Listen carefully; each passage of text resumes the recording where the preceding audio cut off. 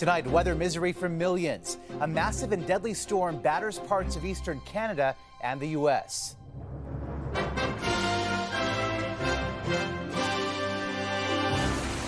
Heavy rain, powerful winds, tens of thousands without power. When we were running, that's when we heard the glass breaking. And the disruptions for early holiday travelers. A landmark ruling for same-sex couples by the Vatican authorizes blessings, but not marriages. We're still not equal. Plus, new talks aimed at securing a ceasefire as U.S. pressure on Israel mounts to scale back the war. In Toronto, getting creative to crack down on controversial short-term rentals, contributing to the housing crisis. And a wildlife sanctuary facing unprecedented demand. We're very tight. We don't have enough space. The urgent plea to rescue the rescuers.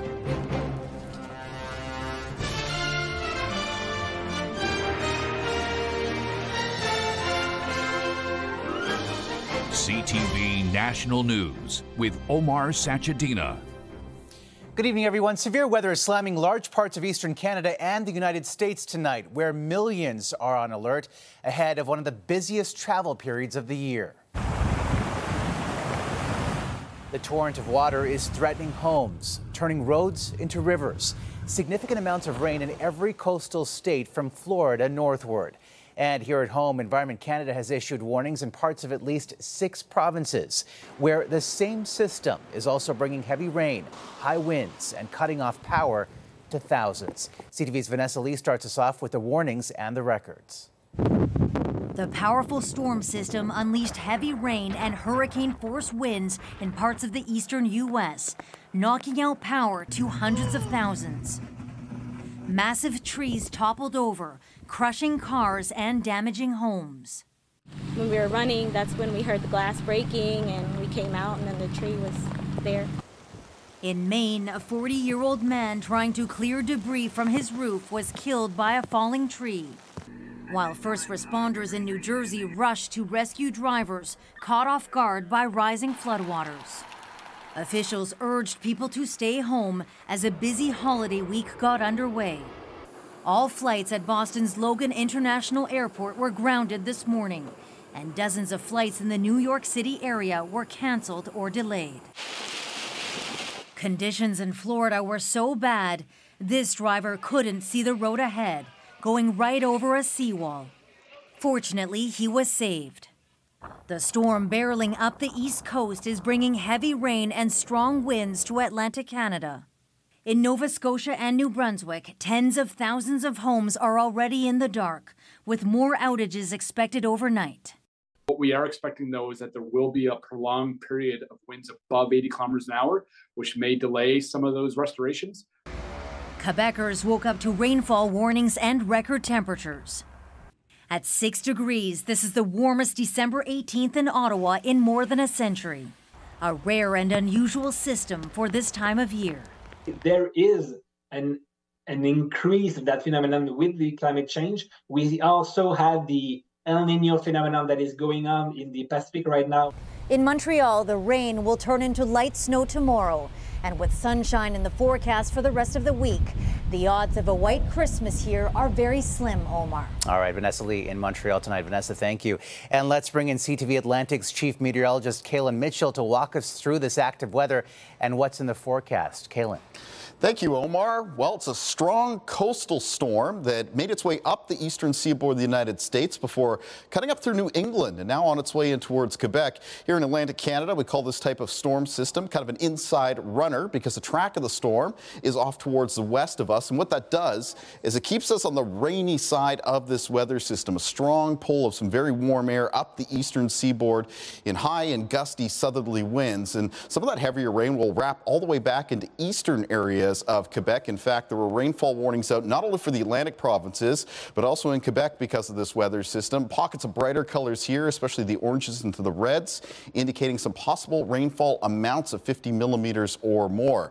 And there's a strong winds with this storm as well, squeezed between that low centered towards the west of us and a high off towards the east. There'll be some peak wind gusts between 70 and 110 kilometers per hour for parts of Atlantic Canada as we move through tonight and in towards Tuesday morning. Could create things like power outages and delays in travel.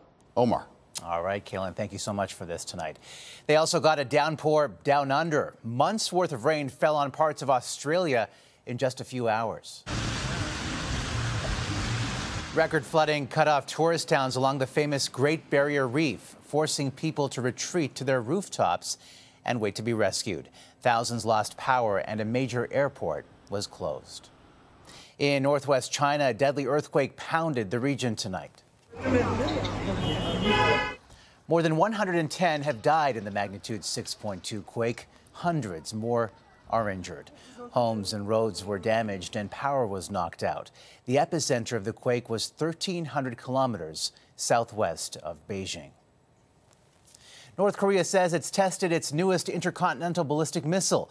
State media put out these photos of dictator Kim Jong-un, who brought his daughter along for the launch and vowed to press on with nuclear weapons.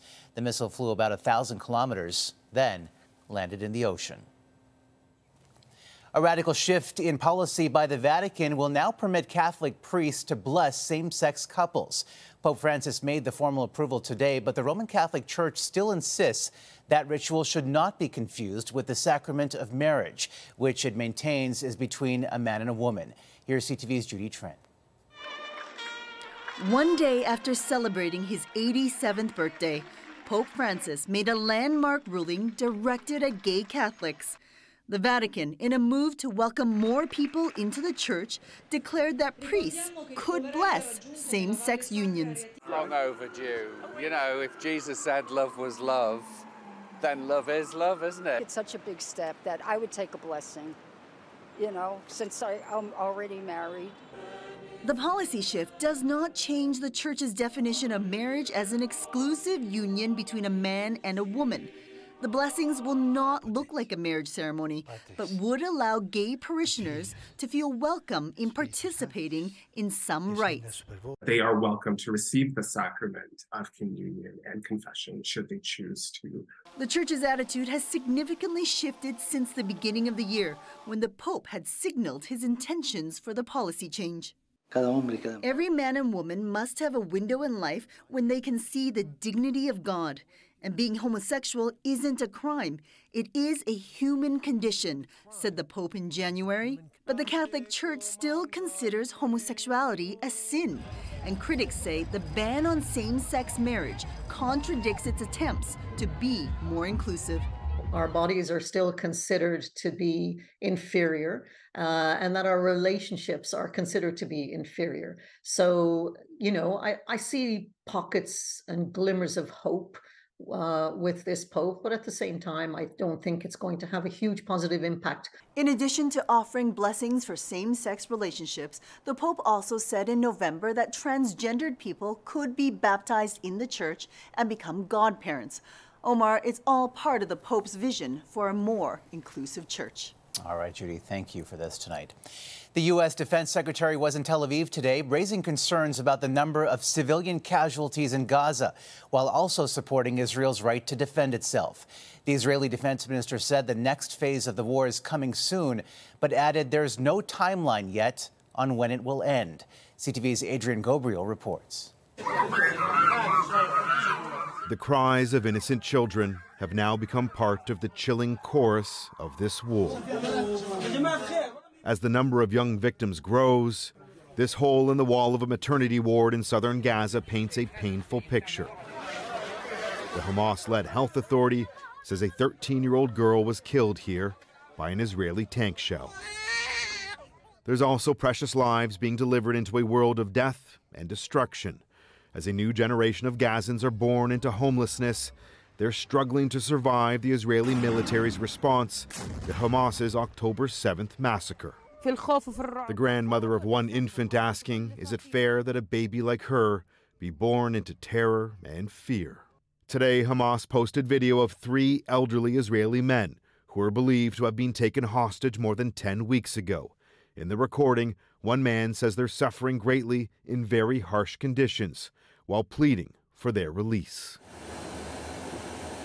All this taking place as U.S. Defense Secretary Lloyd Austin arrived in Israel as pressure mounts from a growing number of Western nations for an immediate ceasefire. Protecting Palestinian civilians in Gaza is both a moral duty and a strategic imperative. Despite the UK and Germany joining calls for a ceasefire, Israel's prime minister is vowing to press on. When we spoke, I expressed again our commitment, Israel's commitment to achieve total victory against Hamas. On the other end of this conflict, a spokesperson for Hamas, which has been declared a terrorist organization by Canada and the U.S., sharing their belief that America's support for Israel is to blame for the killing of innocent Palestinians. United States administration is totally responsible of those massacres and violations taking place at the hand of the Israeli occupation army in Gaza. For the first time since this conflict began, aid is now flowing from Israel into Gaza, with trucks crossing into the war-ravaged region with hopes of doubling the delivery of food and medicine. Tonight, the United Nations postponed a vote calling for a ceasefire to give diplomats more time to work with the United States on the wording of the draft resolution. Omar. All right, Adrian, thank you. And the conflict is spilling over into the Red Sea, where more commercial ships came under attack today. And so we're taking action to build an international coalition to address this threat. Canada has signed on to that coalition. Yemen's Houthi rebels have been targeting freighters they claim are bound for Israel. Several major companies are avoiding this vital route between Europe and Asia. Since the start of the war, there's been a surge in hate crimes in Canada. And today, new charges were laid in an alleged terror plot targeting the Jewish community. The suspect, who cannot be identified because they're a minor, appeared in an Ottawa court today on 3 charges related to explosives. Police say a search warrant turned up bomb-making materials. Canada's Senate has called for the immediate release of jailed media tycoon Jimmy Lai. The development comes as Hong Kong's most wanted dissident went on trial today under Beijing's national security law. Lai was among the most defined critics of China's Communist Party and a prominent supporter of pro-democracy protests in 2019. The 76-year-old has been held in solitary confinement for the past 3 years. He faces up to life in prison if convicted on charges of collusion with foreign forces. A court appearance today in Newfoundland, where a man is accused of killing his estranged wife. Though her body has never been found, the Mounties say there's enough evidence to show he is responsible. CTV's Garrett Barry reports. For Marina Goodyear, this moment was 7 years in the making. For the first time since he was charged with first-degree murder, she came face-to-face with her father, a man now accused of killing her mom. It's a surreal moment seeing him because I feel like I waited for this for so long. Marina and her family have been waiting for answers ever since Jennifer Hillier-Penny disappeared near the suspect's house in the town of St. Anthony in 2016. This weekend, they got closer to the answers they're looking for because police charged Dean Penny with first-degree murder after what the RCMP called a long and complex investigation. This 5-minute court hearing was the longest that Goodyear and her father have been in the same room since her mother disappeared. The last time I seen him, I don't know if you heard me mention earlier, but he laughed in my face, and a man do what he done to my mother and then laugh in my face, his child, I'm the one having the last laugh here today. I need him to see me on the other side staring him down. The victim was separating from her husband before she disappeared, but her sister dropped her off at Dean Penny's house in St. Anthony on November 30th, 2016, to spend time with her family. She was never seen again. We're learning more about the extensive police efforts to find Jennifer Hillier-Penny. Police say they searched a cabin area near St. Anthony last week, the community of Northwest Arm, where the accused is said to own property. The RCMP says they've used divers and police boats to search that area. The search ended on Sunday. Goodyear now has some hope that investigators will recover her mother's remains. Too many emotions. I never ever thought we were going to get to this place, and the thought now that we might get her back is just, it's unlike anything I've ever experienced. Dean Penny will remain in custody this week, and he will be brought back before a judge in Corner Brook on Friday. Omar? All right, Garrett, thank you. A long-running legal saga has come to an end for a Quebec woman accused of killing her daughters. Adele Sorello was found guilty in 2 previous trials, but today she walked out of the Laval court a free woman after a judge acquitted the 57-year-old of second-degree murder. The judgment that was rendered by Justice Lachance today was a very long one. She took the time to go through the evidence that is very extensive. How the 2 young girls were killed in March of 2009 and who might have killed them remains a mystery. Coming up. It was impossible to get this thing reported. Apparent violations deepening the housing crisis. Plus, a volcano erupts in Iceland near a major tourist attraction.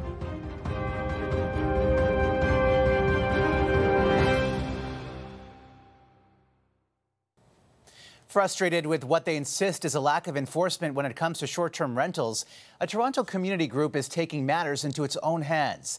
CTV's John Woodward on the creative measures they're using to gather evidence, a tactic they're now encouraging groups in other Canadian cities to try.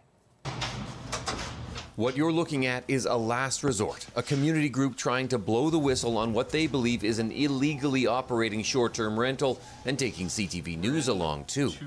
All right, what do we got? This is definitely a short-term hotel. Zach Bradley works with the Kensington Market Community Land Trust that promotes diversity in the eclectic Toronto neighborhood. He said he complained repeatedly to the city about this building. And it was impossible to get this thing reported. The Land Trust believes these short-term rentals, some with no city licenses, are a way of pushing out people who live here. There's a desperate need for housing. There's a need for long-term housing. And so it's very frustrating. So Bradley booked a suite himself, personally gathering evidence he said the City of Toronto should have done.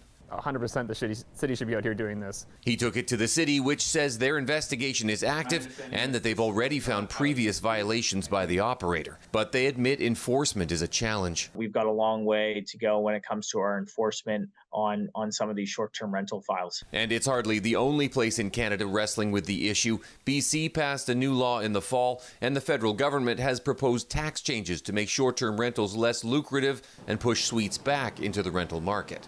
The federal government is helping.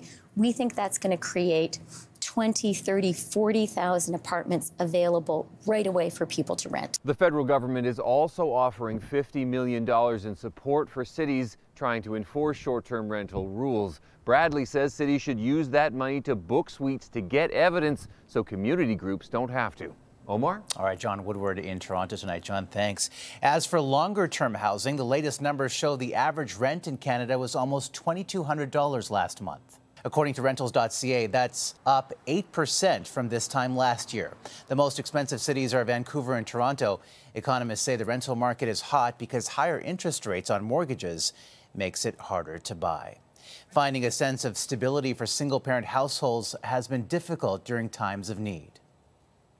A Salvation Army report revealed 40% fear they cannot afford basic needs. More than 30% of people living alone and caregivers feel the same. And 1 in 5 Canadians have skipped or reduced the size of meals to afford groceries. Still ahead. The charges after a driver strikes a vehicle in the U.S. president's motorcade.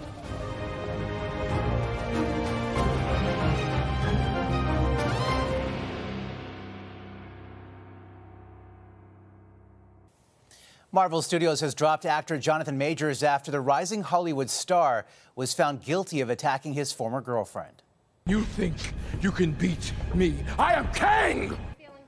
A jury in New York convicted Majors of assault and harassment following a physical altercation with the woman in March that left her with a broken finger and a swollen arm and ear. Majors had been cast to play Kang the Conqueror in several upcoming Marvel movies and now faces up to a year in prison. The man believed to be responsible for barreling into a parked SUV guarding President Joe Biden's motorcade has been charged with drunk driving. Biden was startled by the loud crash, leaving his campaign headquarters in Wilmington, Delaware. Secret Service agents rushed the president into his SUV, where the First Lady was already waiting. Let go! Police surrounded the sedan and aimed weapons at the 46-year-old driver before he surrendered.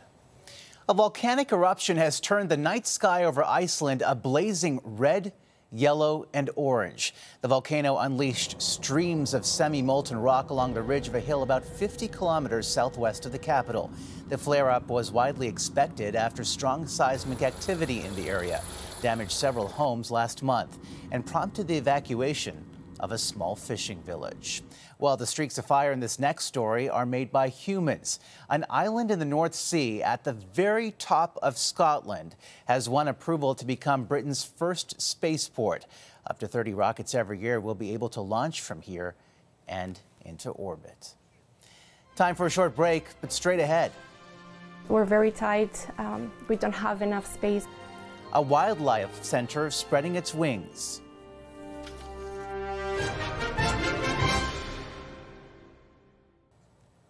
We leave you tonight at a rehab center for animals. For dedicated staff caring for them is a calling of the wild. But now, as CTV's Alison Bamford explains, it's so busy they're running out of room.